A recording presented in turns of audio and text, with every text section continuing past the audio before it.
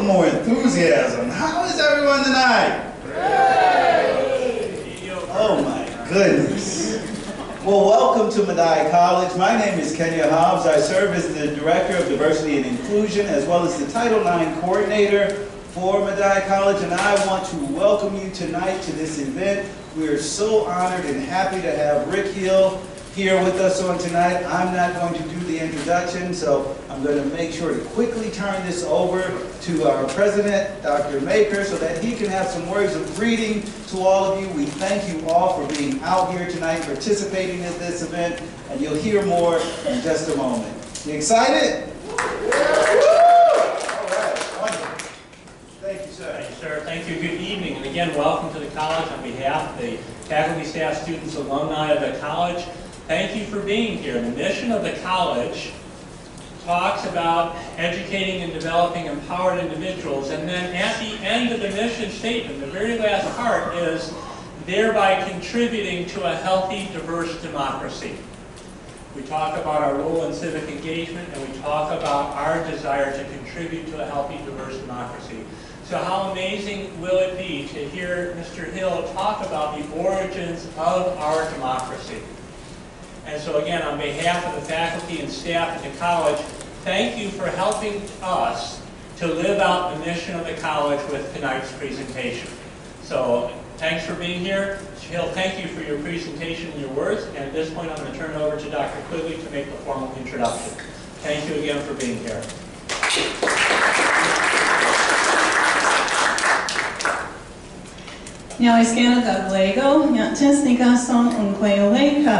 And for those of you who've never heard me introduce myself that way, basically I said thank you, I wish you a very deep sense of inner peace, as best translated into English, Gadwego, all of my relations, and there's something that's bringing us here together tonight, so I think in that regard, this evening, in this sense of community, we are related.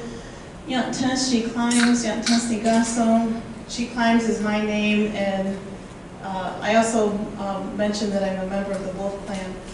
So it's my honor and great privilege to introduce a very dear friend of mine who's our presenter this evening. Rick Hill Sr. He's a member of the Beaver Clan of the Tuscarora Nation. He resides on the Grand River Territory of Six Nations up in Ohsweken, Ontario, which is like, what, 45 minutes, hour drive, maybe? Hour and a half? I can do it in 45. He's an artist. If you've ever been in my office upstairs, you see two beautiful watercolor prints. And Rick is actually the artist who did that. One is of corn planter, and one is of Seneca woman selling sassafras. Do you remember those? Okay, and just absolutely phenomenal pieces of art. He taught for about 25 years at the University of Buffalo in American Studies, then got smart and he traveled on. He's also taught in the Indigenous Studies program at McMaster up in Canada. He's very highly regarded nationally and especially in Indian country and beyond, I have to say, as a Tuscarora scholar. He's also served as Deputy Director for Public Programs at the Smithsonian's National Museum of the American Indian. I think years ago you and I worked on a project that still isn't out yet. Native New York, it's supposed to be launching next year at NMAI down in New York City. And I'm still advising on that, so hopefully I'll get my job done. And over the years he's worked as an administrator at several Indigenous art centers and museums. Rick's also been featured in several documentaries on the role of the Haudenosaunee in the War of 1812, and he's curated dozens of exhibitions of art, culture, and history. Currently, he's developing interpretive exhibitions for the renovated Mohawk Institute residential school, we know it as the Mush Hole, up in Brantford, Ontario. And more than anything, I certainly appreciate his wisdom. We've worked together in a lot of projects over the years, but I think what I appreciate most from Rick, he keeps me grounded and he has an incredible sense of humor. So without further ado, Rick Hill.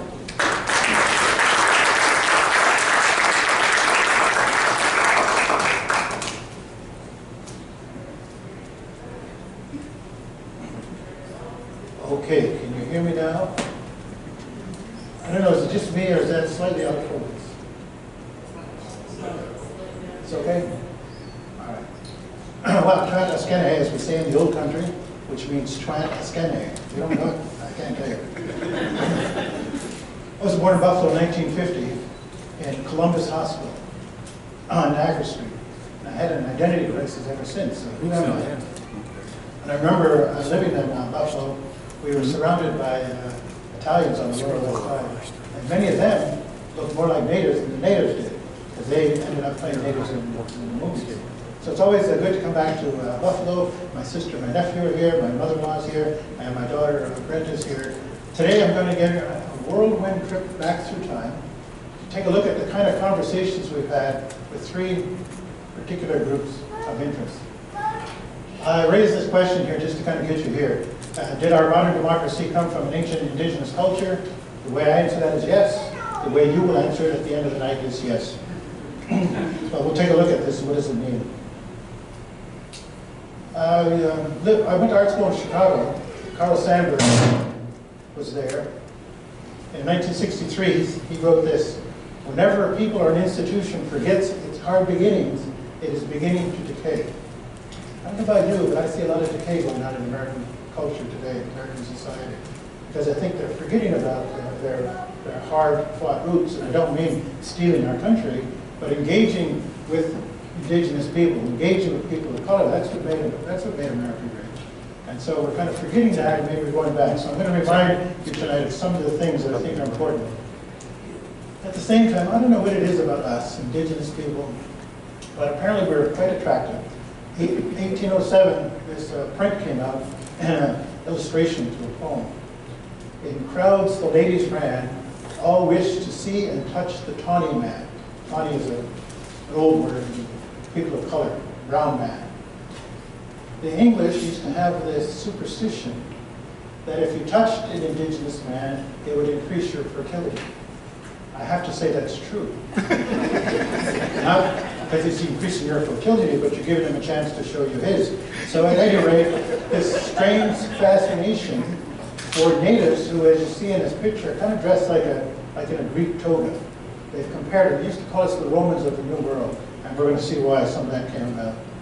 At the same time, there's been a big debate going on in the Academy about what depth of influence did the Haudenosaunee leaders, the people of the Longhouse, have on the Founding Fathers. So I found this little cartoon. It's really kind of funny. It's kind of poking fun at the same thing, that a lot of these ideas we shared with the colonists now come out to play. But at the same time, there's, you see down in the corner there, do I have a Benjamin Franklin? These ignorant savages just might be onto something, he says. So it's supposed to be funny, but sometimes, you know, it's not so funny. So here's what we're going to look at tonight. The influences and the confluence. Sometimes good ideas take two forces coming together to make that idea a great idea. So it's not to diminish the intelligence of the Founding Fathers or Karl Marx or the suffragettes, but when their intelligence met the intelligence of my ancestors, some new things happen, and we have to take a look at what does that mean. But you got to ask yourself, then, what was America like before it encounters with the Haudenosaunee? What was it like? Well, it was British, right? And the British maintain here their colony here, but you have to remember, excuse me, there's a long history. I'm going to explain that behind each one of these. But think about that. How did America change once they began to engage the Haudenosaunee? Not that we can take credit for everything, but some of the big ideas you're going to see. And what did Marx and Inglis see in Haudenosaunee society? What was it about the way our ancestors lived that attracted them to study us when looking for a new way, a new economic and governance format? And how did Haudenosaunee women serve as a role model for the women's rights activists? So these are kind of the three big questions we're going to take a look at. We're not going to explore them in great detail because we could be here all night, but just to kind of hit some highlights. So, America before the Haudenosaunee.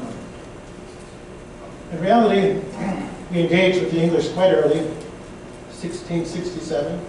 We made treaties with them. We worked with them. We traded with them. We lived next door to them, and just like that tawny man, we had kids with them.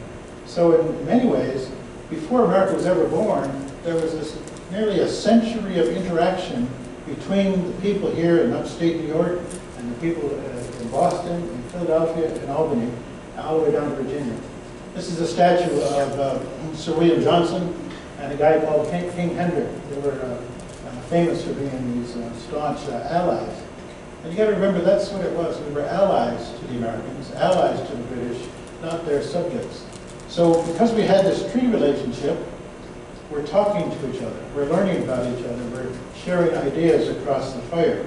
So it's important to remember that even though history books don't often teach you this, but the Haudenosaunee in particular, natives on the East Coast, we're ingrained and right in the fabric of the history of the founding of America.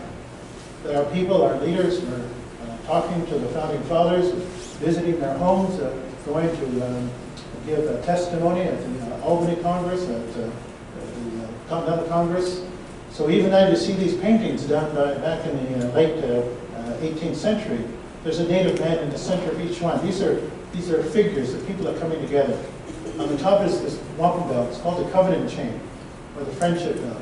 That's the treaty we made with Great Britain. Just to give you an idea, the dark figure represents the crown head over in England. The other side would represent our leaders. They're holding this chain, and the chain is the wampum belt. The chain is the path of communication. The chain is the agreement that we made that we're going to use our good minds, we're going to use reason to overcome conflict, and then we're going to become friends with one another. We're going to help one another. So what I'm getting at, when you have that kind of relationship for 100 years, you do more than just talk about corn and toboggans and moccasin. You talk about big philosophical ideas, and we're going to see how those things played out. So you got to remember, when the founding fathers were trying to figure out what to do, English society, early American society, was very different than it is today. Men were in charge. Women had no rights. In fact, the man owned the women, owned the children, owned the land, owned the inheritance. So it was the founding fathers. There were not too many founding mothers in that group there. But when they were looking around for a different way to govern themselves, the only models they knew were ancient Greece, ancient Rome, and the divine right of kings and queens. Democracy was not breaking out in Europe when they came over here. But in meeting with indigenous people, what they finally saw was a model of unity, as exhibited in this wampum belt on top. Our chiefs are gathered together in a circle, and if we hold our arms together so tightly, our law will continue forever. This is one of the things that the founding fathers saw and shared with them. Below that is the wampum belt that codifies this great law of peace. If you're not familiar with that, it's basically our Constitution. It came about over 1,000 years ago. Originally there were 5 nations, the Senecas, the Cayugas, the Onondagas, the Oneidas, and the Mohawks. But even that wasn't perfectly done. They had to wait till the Tuscaroras joined in 715 to make it real. But anyway, I did that for the sake of my nephew. So the idea was that in making treaties and having these economic discussions, we shared a lot of ideas about why we formed this union, why we brought these individual nations together under one law to speak with one mind and to become united together. And we encouraged the colonists because after a while, after living next to them, and like I said, sometimes even having children with them, we wanted them to succeed. We didn't know what it was like to be under the power of a divine king or queen, which could be very oppressive in Europe. So when they came over here, we had a different kind of society. And our society was based upon the principle that all of our leaders are of the same height, which means they all have the same authority. And in many ways, what the Europeans are stuck with, right, is a pyramid. There's always got to be somebody, it's usually a man on top, right? The Pope, the King, the President, and then we kind of filter down to the people, who are often looked at as peons. In a native society, it's more like a circle. Everybody's standing together. Everybody's of equal height. Everybody has the same kind of responsibility. So when the Founding Fathers witnessed this, because they did attend our meetings, they wrote minutes down of the conversations we had, they began to realize it was possible to have a different kind of government in this land than what they inherited. Our men, our leaders tutored the Founding Fathers and the principles of the Great Law. which are that peace is paramount, that in order to have peace, though, you have to make sure that everybody's rights are respected. Everybody is treated equal under that law. And everybody is given the freedom to fulfill their destiny, but they do it in such a way it's within the parameters of a sane society. These are the kind of things that our leaders would talk to the colonists about. Joseph Brant was a very strong advocate of the Crown. And he went over to England, and he was, to tell you the truth, he was appalled by what he saw. There was such class of really rich nobles and leaders and very poor people. He said, that doesn't exist in Haudenosaunee country. In fact, he said, you know what, we don't have any judges, we don't have any police, we don't have any jails, we don't have any debtors' prison, because we would never treat people that way. So what I'm getting at is the Founding Fathers saw a very different way of life. In their mind, they saw free people. In their mind, they saw a wild free people. And they thought they could do better. 1744, one of our Onondaga leaders was at a meeting with commissioners from Maryland, Pennsylvania, and Virginia. And this is what he said. Our wise forefathers established a union and amity between the 5 nations. This has made us formidable. This has given us great weight and authority with our neighboring nations. We are a powerful confederacy. And by your observing the same methods our wise forefathers have taken, you will acquire much strength and power.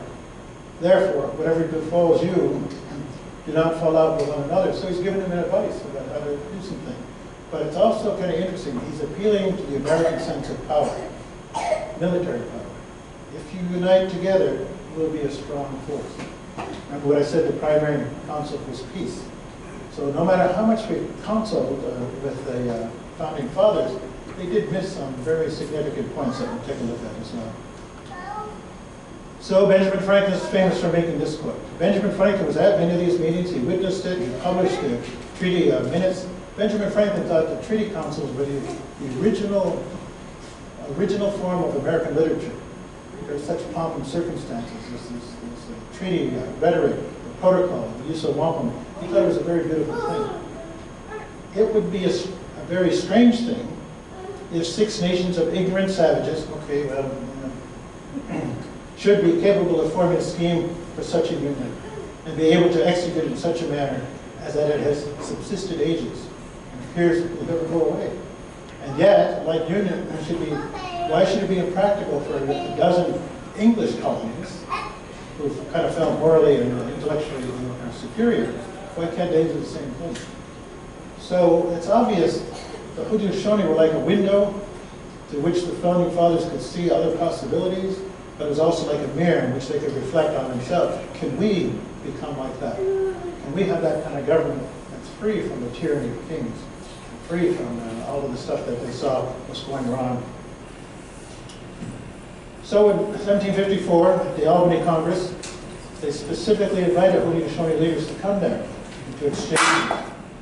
So we often think about Benjamin Franklin's Albany plan of union.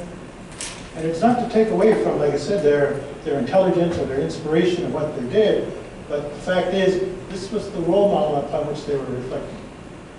When our chiefs presented, here's how we do things, here's how we run things. So it's no coincidence in that first plan, we call our Confederacy Council the Grand Council. And the first name that was going to be applied then to Congress was the Grand Council. We had, but because they were stuck in this kind of thing, where they wanted a president on top, they still had this triangular structure of government. They didn't quite understand what we're talking about, everybody being equal. They tried to achieve it, but what can I say? That equality is shown in this one down here. We have 50 leaders. The difference between, the primary difference though between the two is that our leaders are both male and female. We actually have 50 female leaders, 50 male leaders who stand in that circle. Those 50 strings represent the titles that are given to the male leaders. So in other words, right in the foundation of our Confederacy, women had the right to exercise the right of governance. In fact, let's just say if we're all a Bear Clan and Mohawk Nation 500 years ago, we're going to make Lori our clan mother. She would be responsible for looking at all you young men to pick one that she thinks could be the next chief.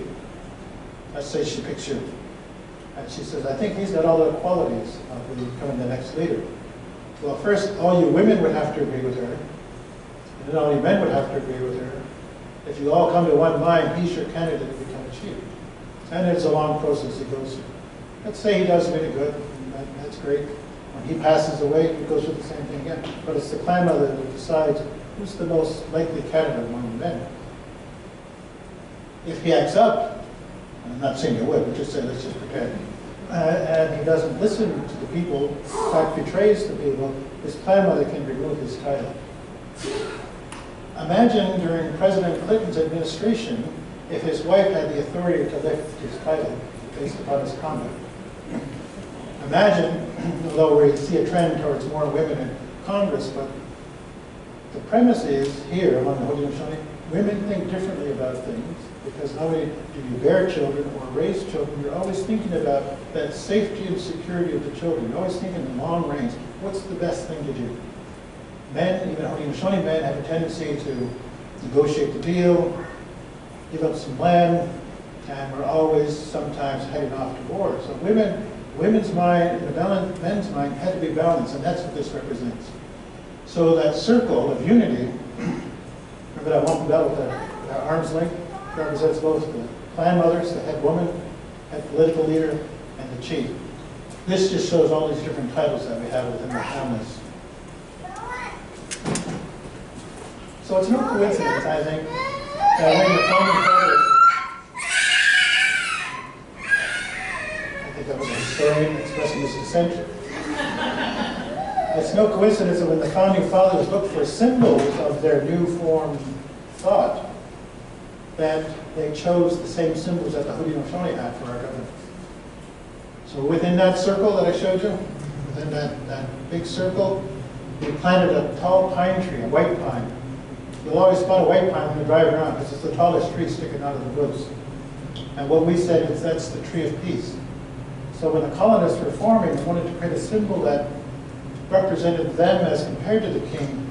It was this pine tree, an appeal to heaven, an appeal to God. Please help us in this endeavor.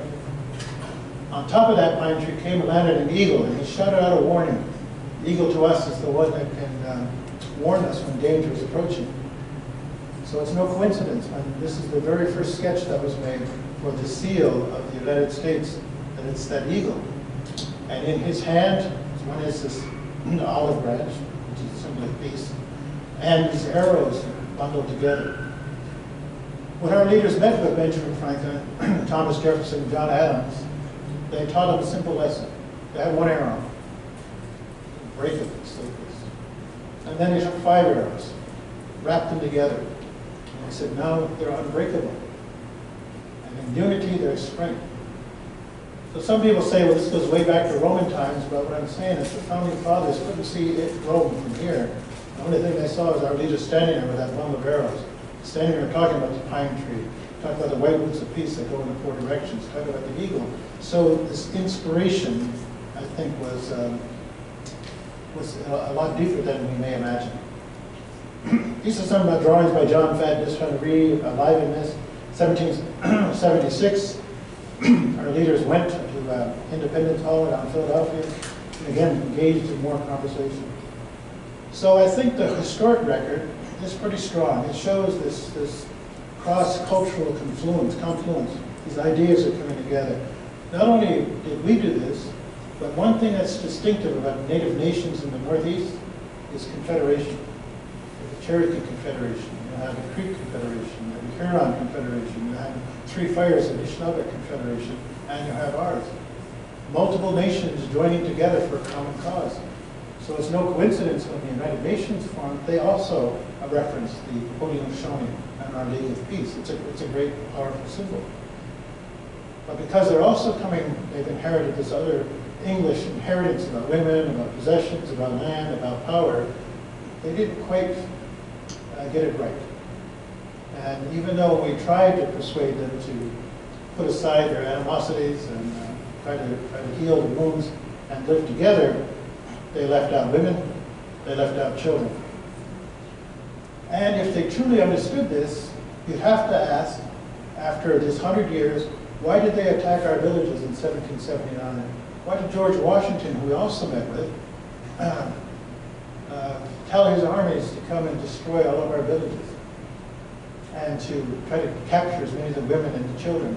Because if we can capture the women and children, the men will give up the fight. Think about that. Think about what's happening down along the U.S.-Mexican border. 1988, there was a joint resolution passed in the House of Representatives and the Senate, in which it says the Congress, on the occasion of the 200th anniversary of the signing of the United States Constitution, acknowledges the contributions made by the Iroquois Confederacy and other Indian nations to the formation and development of the United States.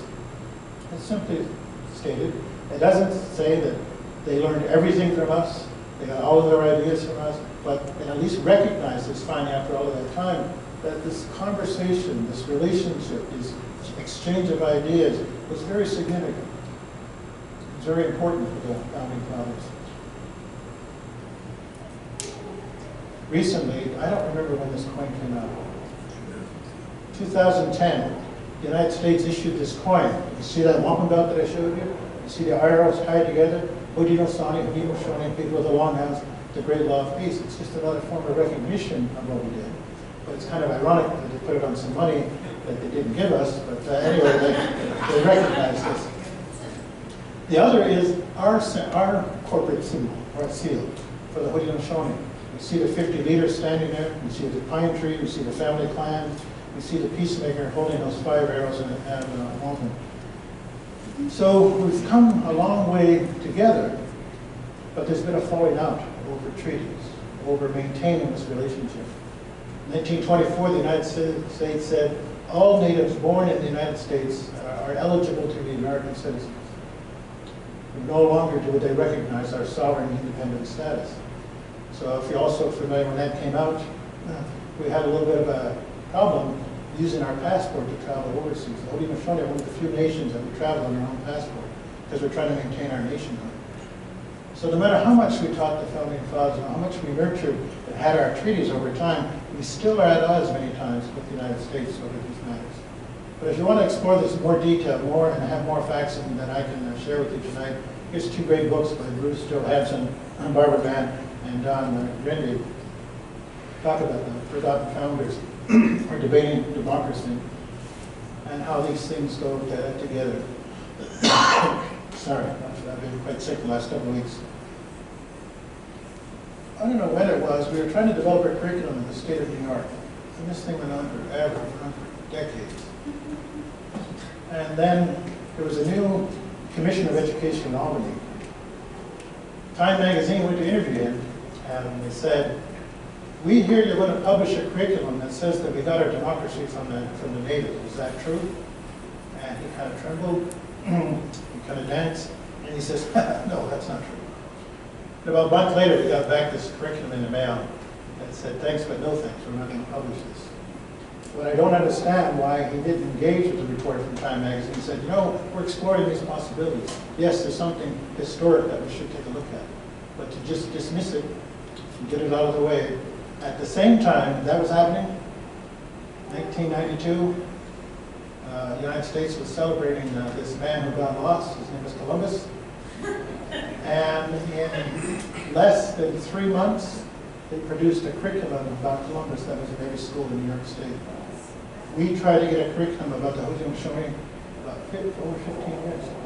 I still have an old dusty copy of that I should give you. But anyways, if you have some more time to take a look at these 2 sources, I think you'll find some very interesting facts in there.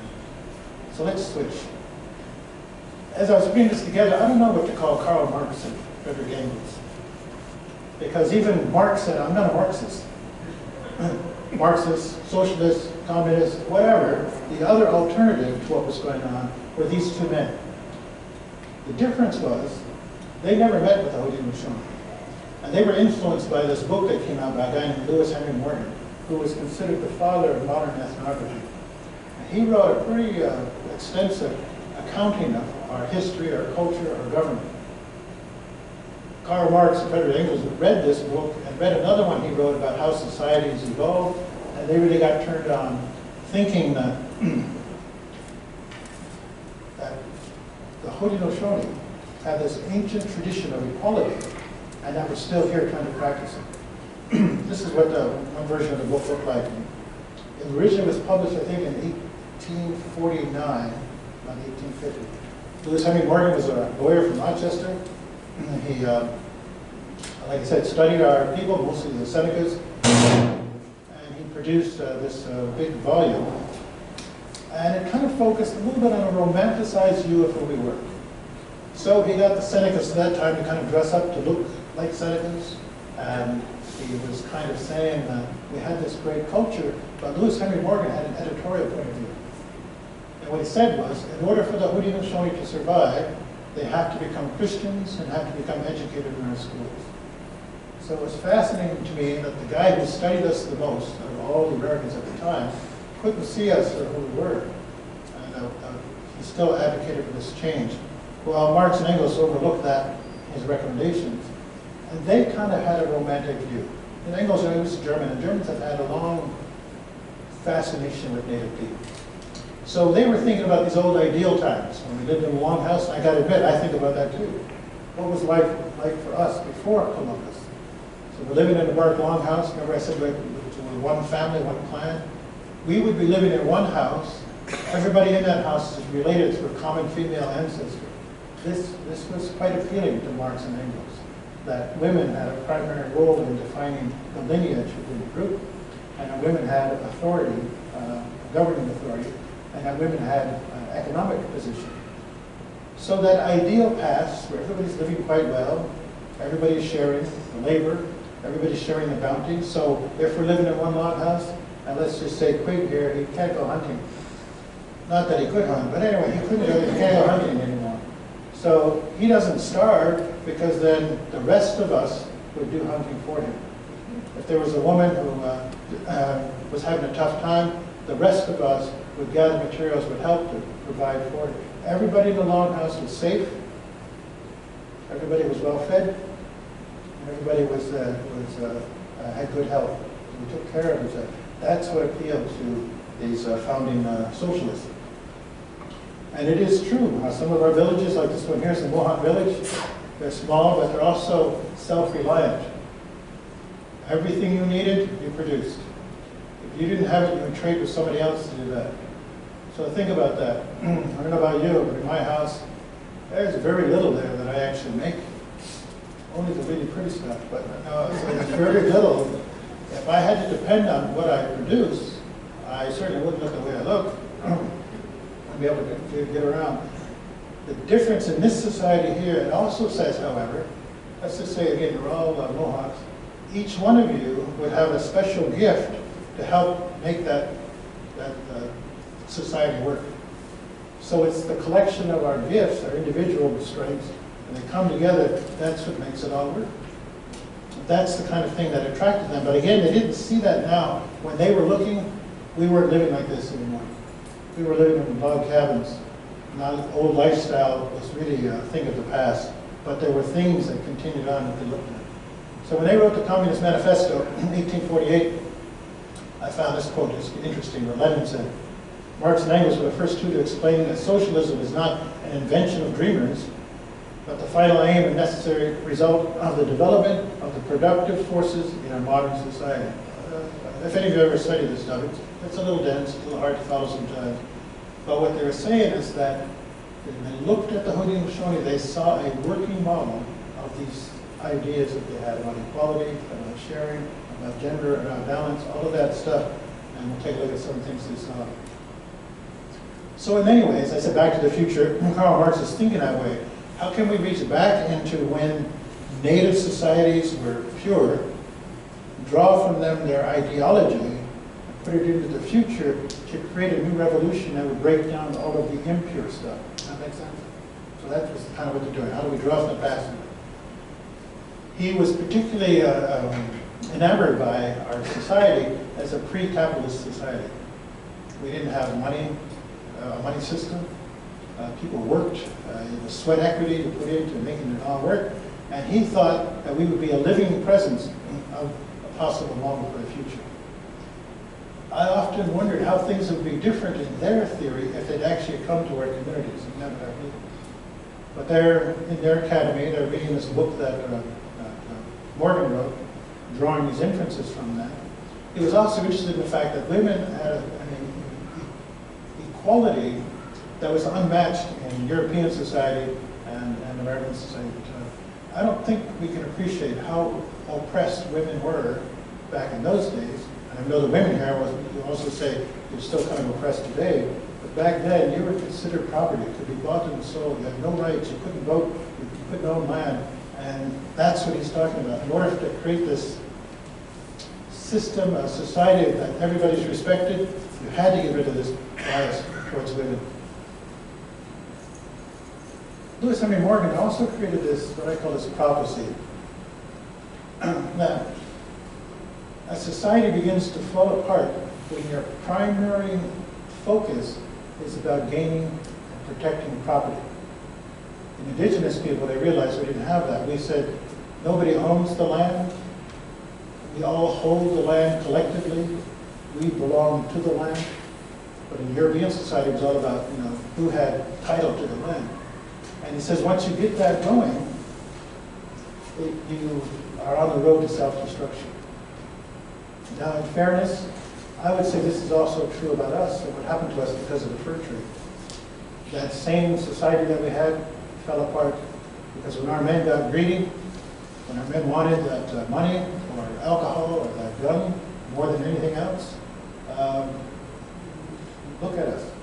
We lost all of that great inheritance that we had. So Morgan's idea was democracy in government, brotherhood in society, equality of rights and privileges, and universal education foreshadowed the next higher plane of society. So Morgan had this idea. You start off as a barbarian, and then you kind of go become a middle barbarian, and then a higher barbarian, and then a savage, and then a middle savage, until the highest civilized state. This is kind of interesting. All these thoughts are developing at the same time. But the Europeans are always fascinated by progress. Bigger, better, it has to move. Our society it's stable. It doesn't need to change. It's evolving around the seasons. It continues to go on. But Morgan and others felt that it was because of how our families worked, how we generated leadership from within, kind of a natural flow, and it would appeal to them all. We'll take a look at how that did. It fascinated me, and I don't know if it was Marx or Inglis wrote, the state does not exist among the human shown. It took me a while to think, what are they talking about? Well, the state is they're talking about the sense of governance. So Marx gave insights into the concrete possibilities of a free society that had once actually existed in the past.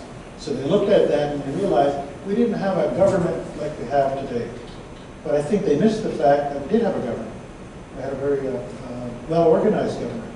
And we did put up leaders. And they didn't create a ruling class, but you had to have this kind of bloodline to become one of our chiefs.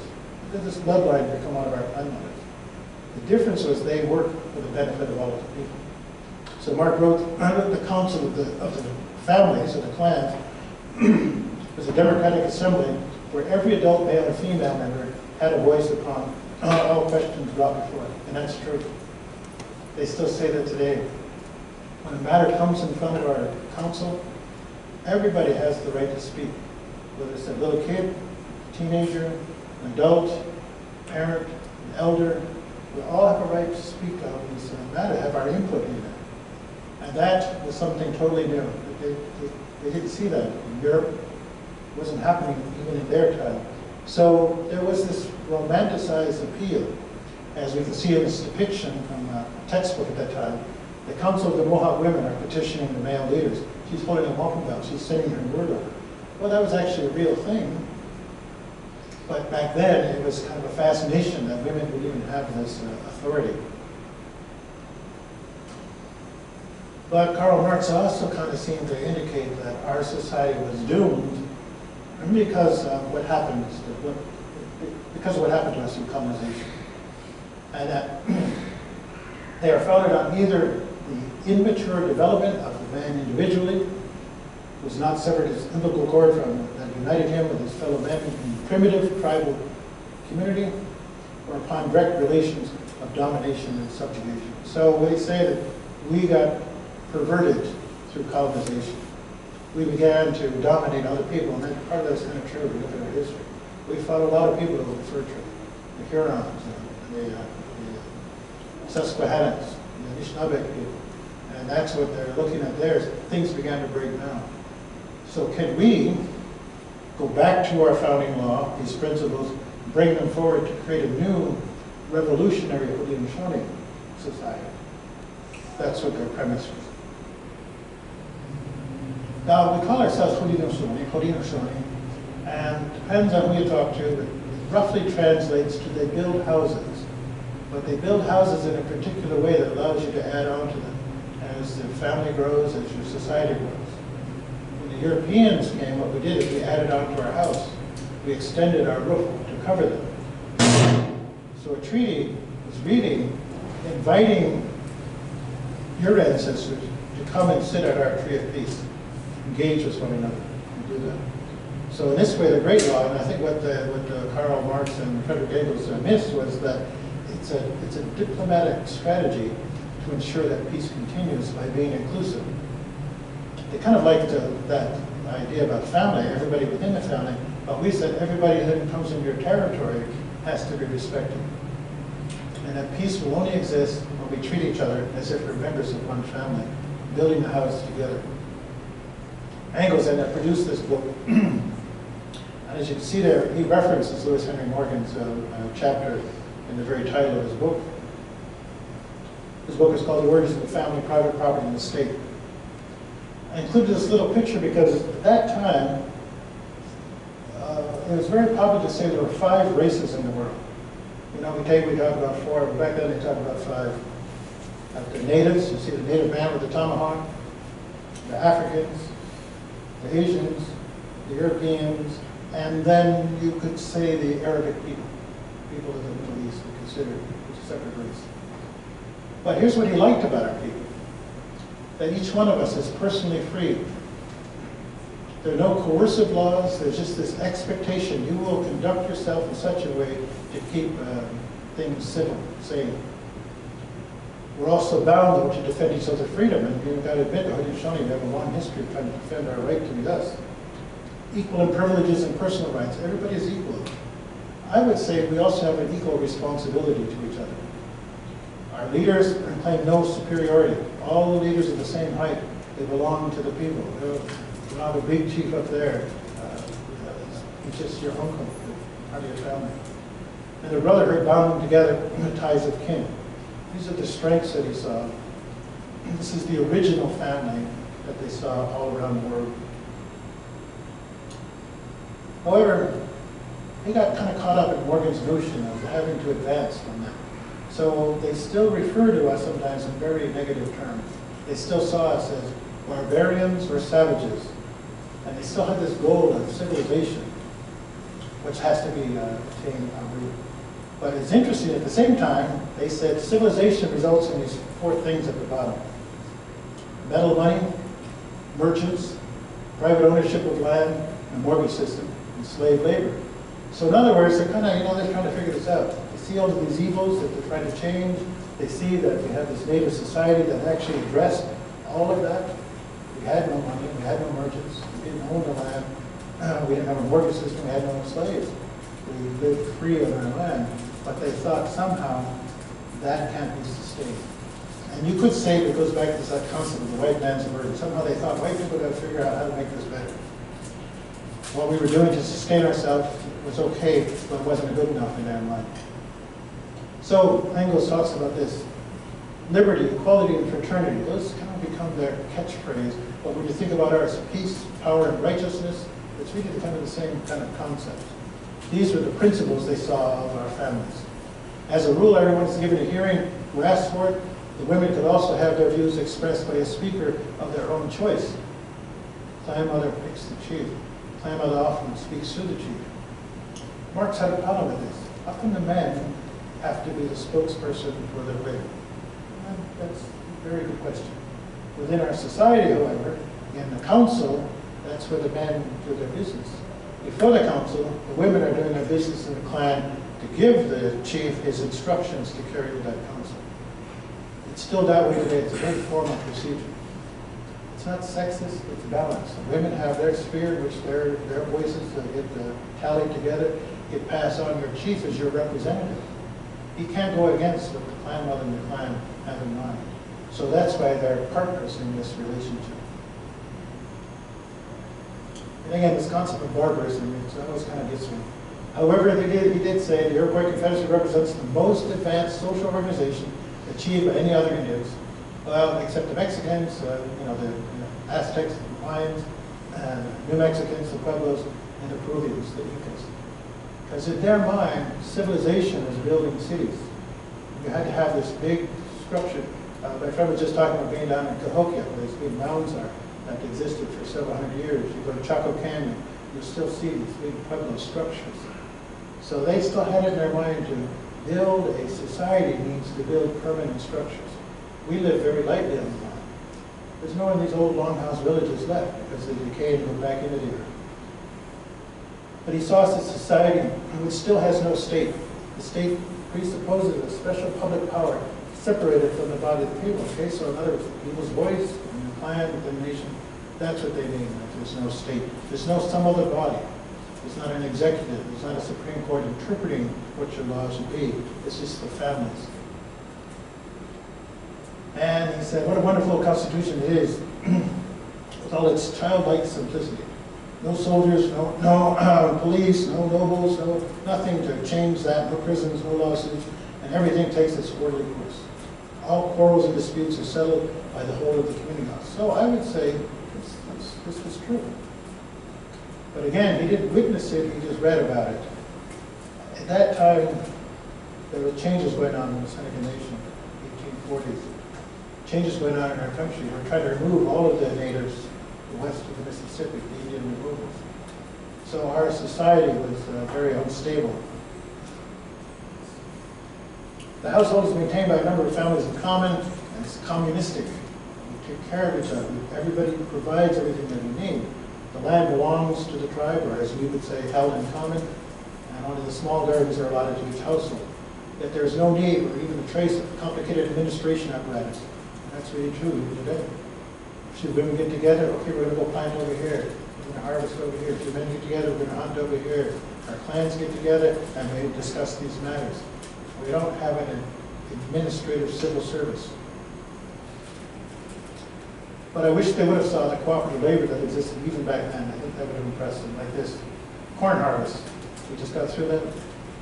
We're living in a community. We all have to help in this, because if we don't get the corn harvested, clean, dried, we're not going to eat in the spring. So that cooperative labor is a necessity, but everybody's sharing the best they could. Can you imagine in a community that are sitting in front of a pile of corn like that today? Oh, we would be rich. But as you know, the Marx and Engels, they were worried about religion and about religious leaders. So, but they said this about our people. Man's attitude towards nature was therefore one of almost complete subjugation to the strange, incomprehensible power in its childish religious conceptions. So they saw things in us that sometimes we didn't like, but notice how they have to reduce it down because it was so much to their core. It was childlike. They had this idea about religion, that the religion is the opiate of the mass and it shouldn't be trusted because it gets people to think weird things. Well, for us, it goes back to what is sacred, like our creation story explained that. There are some things that I believe will never change. These are three of my other daughters. They had our harvest ceremony, our corn, beans, and squash, with the three sisters. It creates this fabric that unites people together. But there's also belief to that these plants are alive, and that engaging with them increases your own spiritual presence in the room. Let me get through some of this going on. Okay, so then they saw this colonization is going to bring this degradation to our people, and I believe that's really, like I said, what's happening. So if you want to learn more about that, this change between them, there's this real small book, Karl Marx of the Iroquois, or Karl Marx's ethnological notebooks where he writes about us, and the most recently published book on our great law, by Paul Williams, is really powerful read. So there's a lot more to learn about this interchange going on. I wish we didn't engage with Marx or Lenin, so we don't have that much to know other than what they say in the books about them. Let's take a look at women's rights. First, take a look at the picture on this side. Women were expected to deform their bodies in order to pleasure men. It's a very tight corset that would actually cause your physical deformity of your body, so you have a totally skinny waist, and that your breast then would come popping out the top, as compared to how Haudenosaunee women were dressed. Relaxed, covered up, and they wore leggings, which then the suffragettes saw as bloomers. Women wearing pants. That really got to them. Anyway, the women's rights theorists were inspired by what they read and what they witnessed of Haudenosaunee women having an active and vital role in governance. And this is important. Maybe this is the difference between women's scholars and men's scholars. Okay, Morgan worked with a few people, but the suffragettes actually went and made friendships with Haudenosaunee women. Well, let's take a look at this. This is a poster that came out, I can't read the date, 1898. Excuse me, 1892. American women and her political peers. So what they were saying is women aren't the same as men, they don't have the same rights. They equated them to natives, insane people, prisoners, and people who are physically deformed. So it was a satire, it was a real put down about women. You know, women wanted these rights, well, they can't have the rights, you know, they're not rational beings, they don't have the same power and authority as men. So it just so happens that some of the leading proponents of the women's right were living in central New York and began to formulate this reaction to them. I don't know how it happened, but they began to realize that Haudenosaunee women have a different status. Our women enjoyed rights against assault and rape, which was totally, a right against rape was unknown in the Western world. Rape hardly ever got committed in those longhouses prior to colonization. Our women managed the economy as well as shared the government responsibilities of the Confederates. Back then, white women couldn't even keep money. Whatever they made was right to their husband. The women owned their homes and the lineage passed through their bloodlines. So they began to realize, wait a minute now, there's women over there living the way that we're advocating we would like to live. So Elizabeth Cady Stanton said that white women were nameless, purseless, and childless under American law.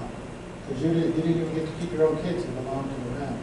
And what they saw then was that violence against women was not part of our culture. It wasn't the way of life that we had. So this appealed to them very directly because these women are still getting beat by their husband.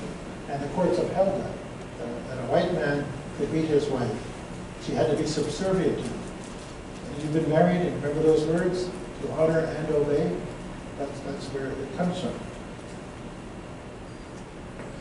They were also inspired by Lewis Henry Morgan's book, the image that he created about Native women. One of Morgan's primary advisors was this woman here. Her name was Bertie Parker. She was from Tonawanda. She became the role model for him of what women could be like. She helped to explain that. And so when we have these women who are the founders of the National Women's Suffrage Association, we've got to realize women didn't have the right to vote. It's a big thing that stuck in their craw. When they looked at Haudenosaunee Society, we didn't vote, but our women had a responsible role in how our society is conducted. There's a lot of words up here. Sometimes I just show this stuff so I can remind you what to say about you. But this is a story that Donald Rindy from the University of Buffalo told. Basically, it said, when one of the suffragettes was visiting a Native community, she happened to notice that there was a woman there who sold a horse to this visiting man. And she was stunned by that. What, you can sell your horse? She said, yeah, it's my horse and I can do with it what I please. Something as simple as that was revolutionary at the time, because white women couldn't do that. This is what Stanton wrote. No matter how many children or whatever goods he may have in the house, this is the man, the luckless husband or lover, who was too shiftless to share he's going to get kicked out of his house. So when I grew up, that's what they said. The longhouse was run by the women, and when a man married, he moved into the longhouse of his wife to be there with all her sisters and cousins and brothers and uncles. If he acted up, he's going to get sent back to his mom. In fact, they said what would happen is you would come home one night and just your clothes that are tied up in a bundle are left outside the door. That means don't come in. Look how much fighting we do over property when a couple breaks up. It's like a contest of who's going to get the CDs. This says everything in that longhouse belongs to the women inside. A man leaves with nothing. He did his share. He was the sperm donor. Now go home. Shelley Rose Wagner is the number one historian on this matter, and she talked about this. Of this woman who then would go down to Cattaraugus and talk to the Seneca women. And she was amazed to see the Seneca women were involved in picking the leaders, were involved in running ceremonies. So you could see where, in all cases, our society served as a direct model for which people reflected on. This is a woman that talks about the responsibility of women to pick the leaders. These are our clan mothers on this one woman about that fire that purple square talks about their authority and responsibility to put up the male leaders. And if the male leader doesn't work out, to take them down. That still exists today. I had to laugh at this. This was a political cartoon that came out during this era. Savagery to civilization. And how then the suffragettes are being inspired. And it says here, we the women of the Iroquois, we own the land, the logs, the children. We do all of those things that you're trying to aspire to. Matilda Gage was another one. She was actually adopted by the Oneidas and given this name after she was arrested for trying to vote in a school board election. She saw it as we need to regenerate this world. It's got to be remade. Something has to happen to put an end to all of that prejudice and oppression. For her, she saw that in the inclusivity of the Haudenosaunee society. People work together, the men and the women work together, where everybody was valued for their voice. All the same stuff that Marx and Inglis looked at. But more importantly, women were respected as contributors and decision makers. So again, if you want to learn more about that, this woman here, Shelley Rose Wagner, she lives in Ithaca. She's written a couple of really great books about that, explains in more detail about this thing. And here's her summation. Whatever made them think that human harmony, based upon the perfect equality of all people, with women's absolute sovereigns over their lives, was an achievable goal. She's raising this rhetorically. How did these white women come up with this great idea? Well, they learned it through their Oneida and Seneca Onondaga. They caught a glimpse of the possibilities of freedom because they knew women who lived liberated lives, women who had always possessed rights beyond their wildest imagination, the Haudenosaunee. So Sally is pretty clear that it's obvious this thing came about, this direction came from them. And yet, it still continues in our community. Sally Shenandoah, one of our clan mothers who passed away a few years ago, when the clan mother is nominating the chief, she has to talk with him about his responsibility. We say, you can't think about just your family or your household anymore. You have to think about the whole clan as your family. When the chief's decision is made, it's just a given that the clan mother will have their input. Today we still have some things we got to work out. There's still some tension between our clan mothers and our chiefs, but the system is there to help do that. So here's what I see. No matter what we went through, no matter how we engaged with these three groups of people, what kind of model that we inspired in them, we still continued to be Haudenosaunee as best we could with whatever we were given. So our school is there in the garden. You see this young Mohawk woman teaching our kids to do the things that have been always going on. You see the men there down in the White House with this wampum belt trying to explain to the United States their treaty responsibility to the Haudenosaunee. At the far end, we see our clan mothers and our chiefs for the last 6 or 7 years who have gone around our communities to recite this great law so that we learn who we are. None of them think about Lewis Henry Morton. none of them think about really Thomas Jefferson, Benjamin Franklin, or Inglis, Marx. Not too many of them think about the leaders of the women's rights movement, because they're still doing those things that inspired them. But I think sometimes on reflection, we go back and see how we engage with people. Maybe there is a possibility that our society can regenerate itself, that we can become a living example of what it means to be Haudenosaunee, to the Haudenosaunee. So I think there's some value in taking a look at this interchange of back and forth. Even though the outsiders may have missed a lot, they did recognize some of those core things that I think are very important. So that's what I wanted to share with you this evening. Like I said, it was a fast ride through that, and maybe we can have a conversation on that. Maybe some of you may know something more about this, or have some comment or questions about that. If we're going to turn on the lights, I'd sure like to have a conversation around these matters. Who's got a question now based on something I said? I know I'm a fast-talking person. Seldom do I get a chance to talk to people, so I want to make the best of it. Does anybody have a question or a comment about any of this? Did I put you all to sleep?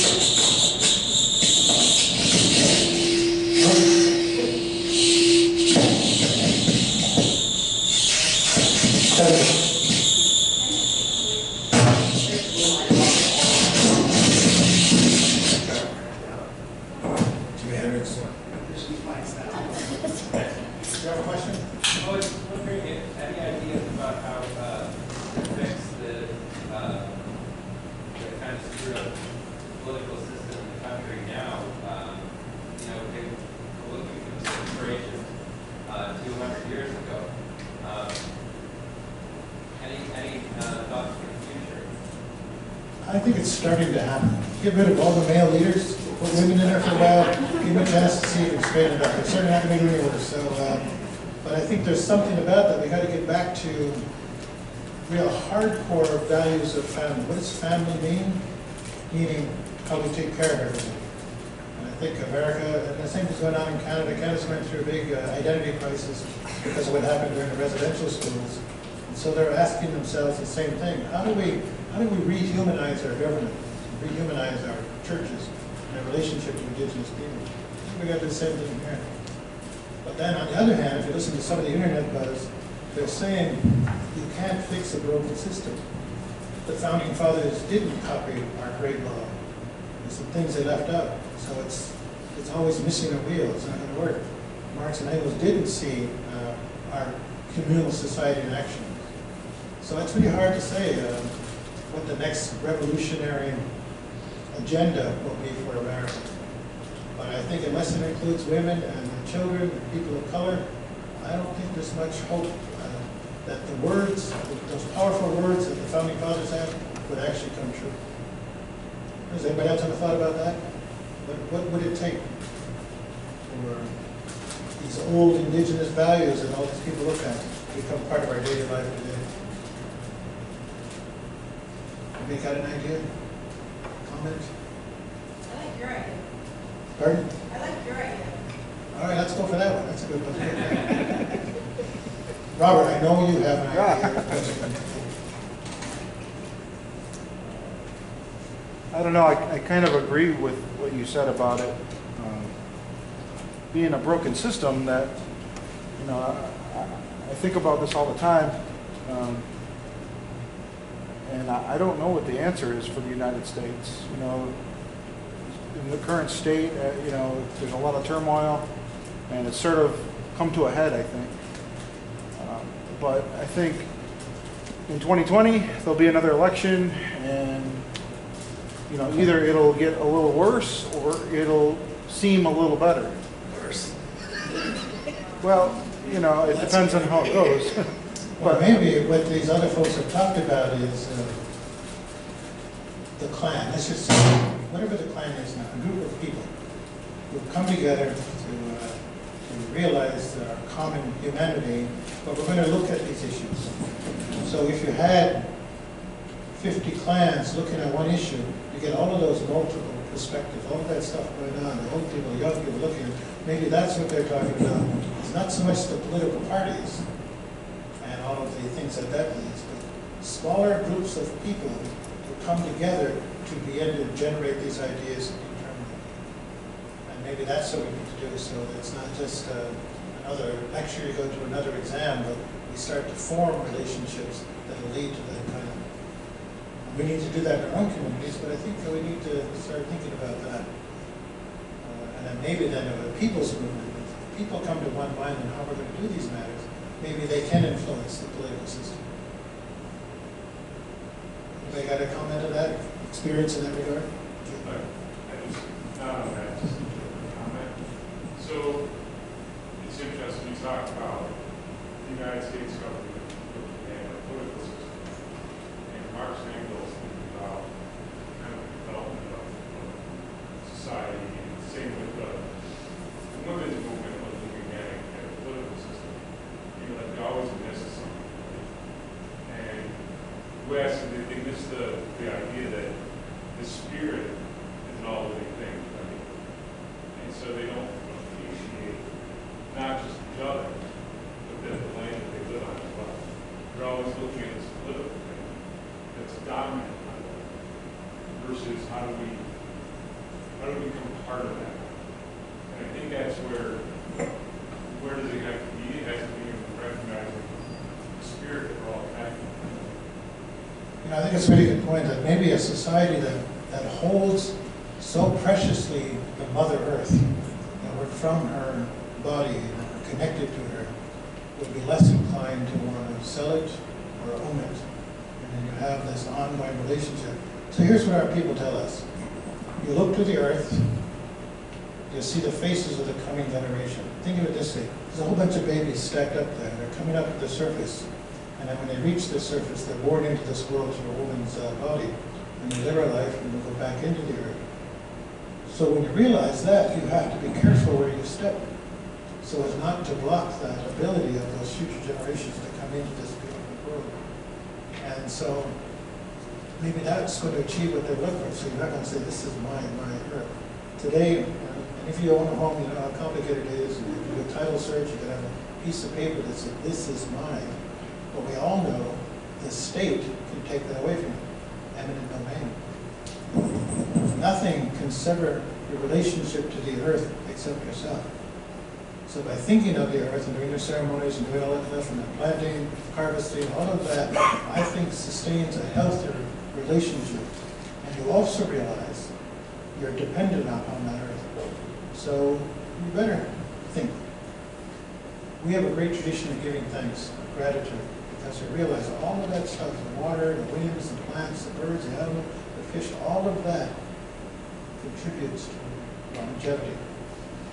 So lately in the indigenous world, you hear this mantra, water is life. Well, water is just part of that. All of those things, the soil, the birds, the plants, the animals, the bones of our ancestors, that's all sacred. And I think when people sometimes get afraid of that because they don't know what that means, well, just think about it. That's the grounding upon which your society is built, connected to it. So the peacemaker, we still have a wampum bell in town. It's got that, it's got the peacemaker's vibe right in the belt. So when you pick that up, you get in tune with his words. Same with our treaties. We can go right back to that time. All of these meetings we had with the Americans, we can recount what was said. Still remember that, part of our oral history. That creates a different relationship to that. So when I went down to Philadelphia, I went down to this place where our leaders met. It's an area blocked out. It's just, it's about twice the size of this room. There's no development there because it's called the wampum lot, the land that was set aside for when the Haudenosaunee come to visit the founding fathers. Well, they moved to Washington from there. But they still had a piece of property. There's something going on there, some meaning to that it was understood. Not that we're the superior of all native people. It's just that we have this firmer grounding, this tradition. We were early in the process of colonization, maintain our position. But there's something to that when you're talking about this connection to them. Somebody else have an idea, a concept, a question? Want to refute anything? Somebody over here? Yes. I was just wondering, in these values that are, that are in touch with the earth, if those can translate to a high-tech civilization, or is there an inherent conflict there? Well, I wrestle with that every day, and I see my little girls getting more and more captured by technology and its culture. So I would say the only balance is 2 of my girls go to a Mohawk immersion school. So they're learning in Mohawk about this and about the connection, and they go to the Longhouse and they do these dances. It's a counterbalance to that stuff. So you can do some of that as long as it doesn't lead your thinking. But you got to have that other thing, whatever it is, art, hunting, whatever, something that keeps you grounded to what your ancestors did. And language is a part of that, ceremonies. I think Jerry Mander wrote a couple of books where he examines the role of technology and specifically how it doesn't work for indigenous societies. It's very interesting. One was I don't know how many are, 7 arguments for the elimination of television. That would be good for everybody, he said. And I don't know, I'm kind of a CNN junkie, I gotta watch to get my jollies to see what's the next foolish thing to happen. But also you realize it sends out a certain tonality that makes you feel like I'm not connected to any of that stuff. What we're talking about, our leaders have to live the consequence of their decisions. They have to be connected to us. We have to be connected to them. When it's those people way over there that you can turn the TV off and walk away, I think it's a little irresponsible to think that you are not part of the problem and part of the solution. Does that make sense? We have to engage. We have to find a way to engage. But maybe through technology now, certainly we can spread the word. But I don't know about you. My little daughter will tell you that I'm kind of sticking about this stuff. When I see the stuff that my daughters look at on Facebook, it's like some of this is some of the most useless human. It's just a waste of time. On the other hand, there's some things that happen in there that get a ball rolling, get people's momentum going to learn about. So it's like everything else. Some people are great speakers. Some people are great at manipulating data. So, like all things, buyer beware. Use it wisely. There was a film I saw, I think it was Indiana Jones, right? He's looking for the Holy Grail. He gets to this cave and there's these doors, and he's got to pick one door to go through and find the Grail. There was an ancient guard there telling him to choose wisely.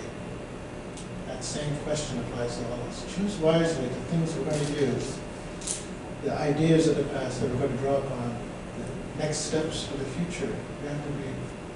But the only way to choose wisely, I believe, is to have this larger conversation so that I'm not making a mistake by seeing the world only in the way that I see it, but I have to talk to engage other people to expand my own consciousness.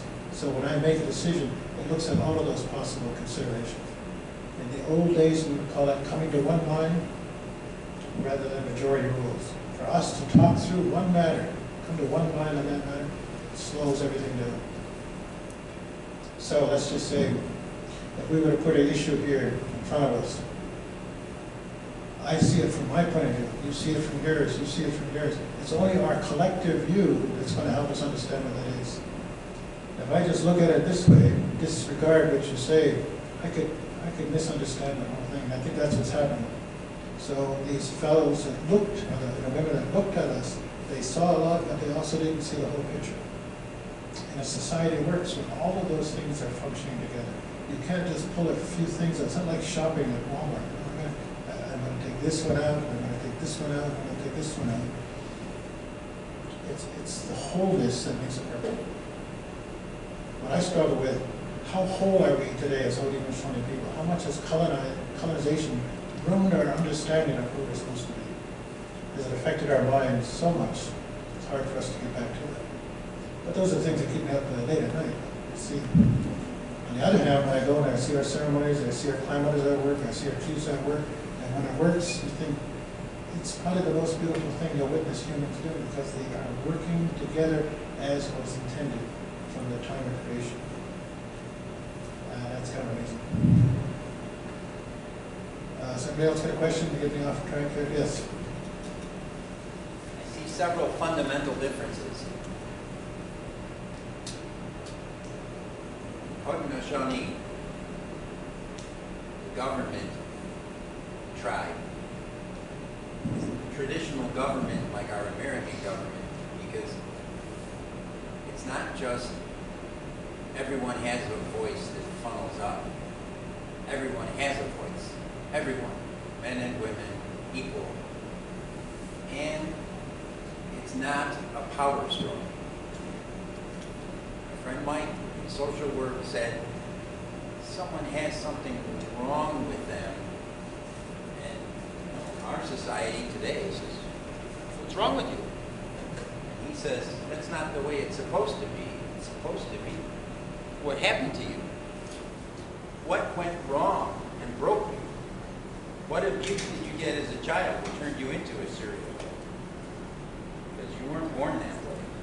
You were born to protect your family.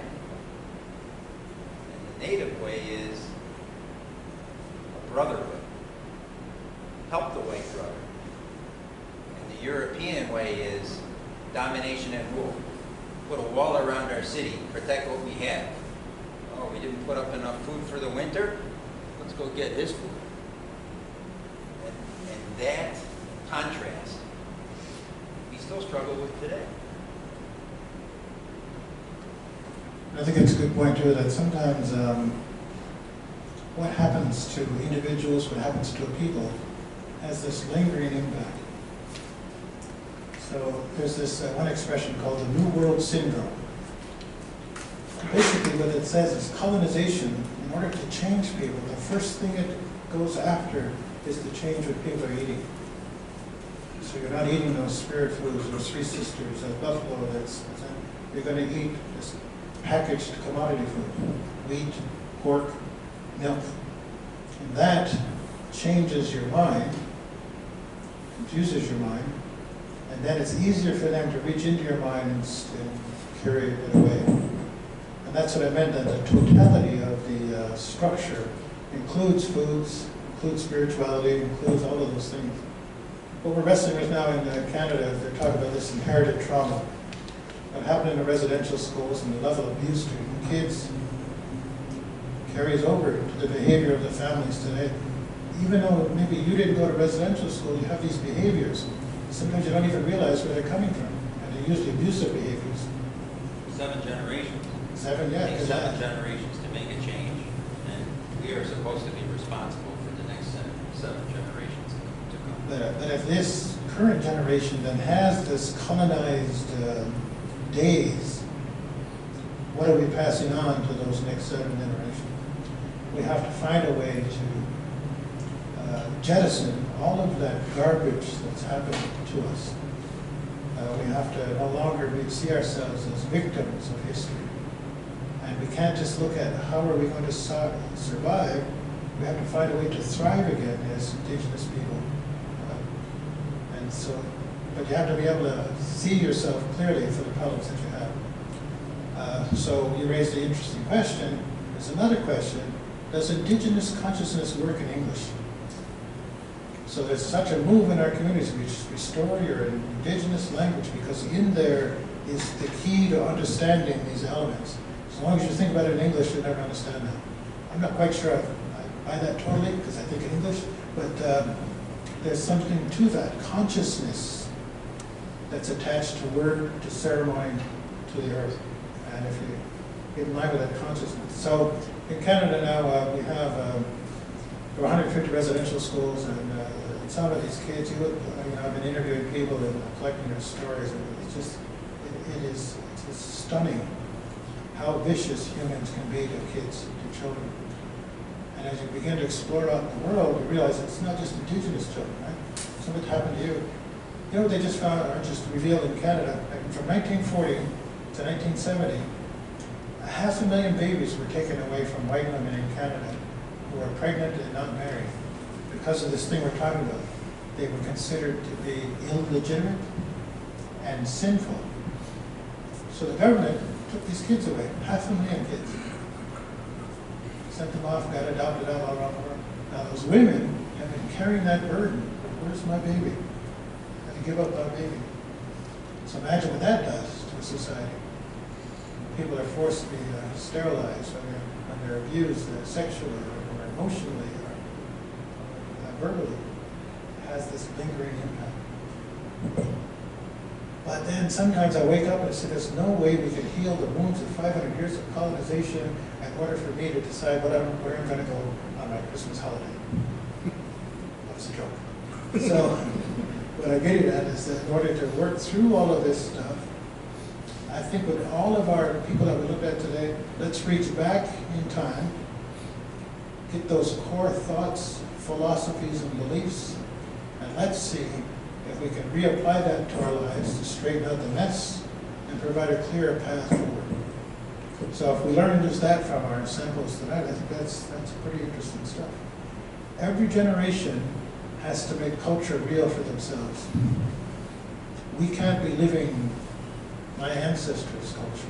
I have to live this world the way we find it, but there's some things my ancestors provided I think would help me navigate through that.